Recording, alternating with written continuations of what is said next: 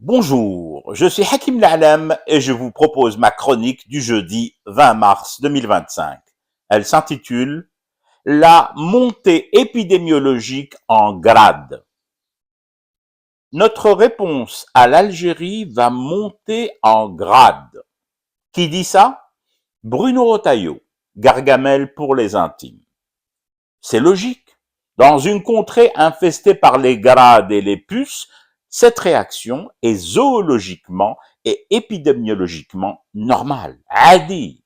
Alors, où en est Bruno dans sa montée en grade? Ah, je lis que la justice française refuse définitivement l'extradition d'un ancien ministre algérien vers Alger.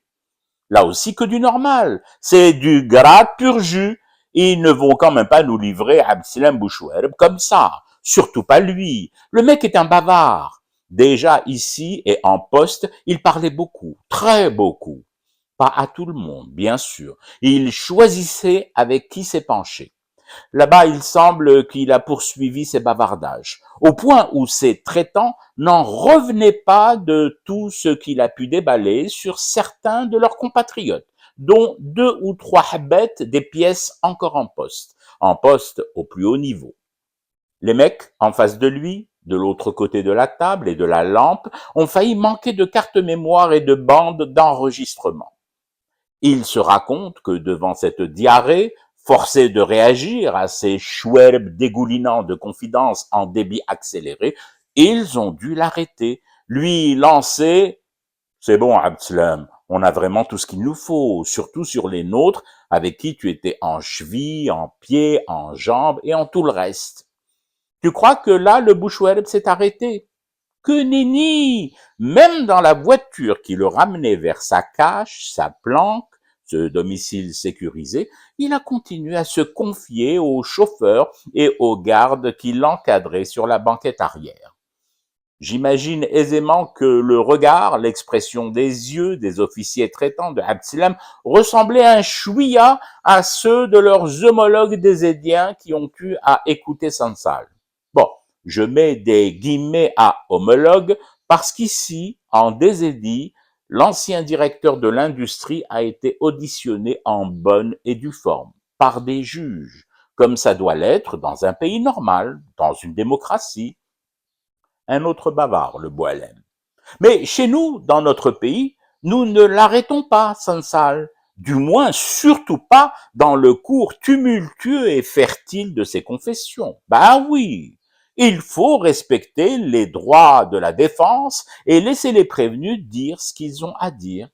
C'est juste qu'ici, par expérience, les nôtres avaient prévu un bon stock de cartes mémoire et de bobino pour les magnétophones. C'est cela, la liberté d'expression. Oh là là là. Et puis, cette petite précision, tout de même, à la justice française. Ne dites jamais, jamais à propos de Abdeslam Bouchouerb.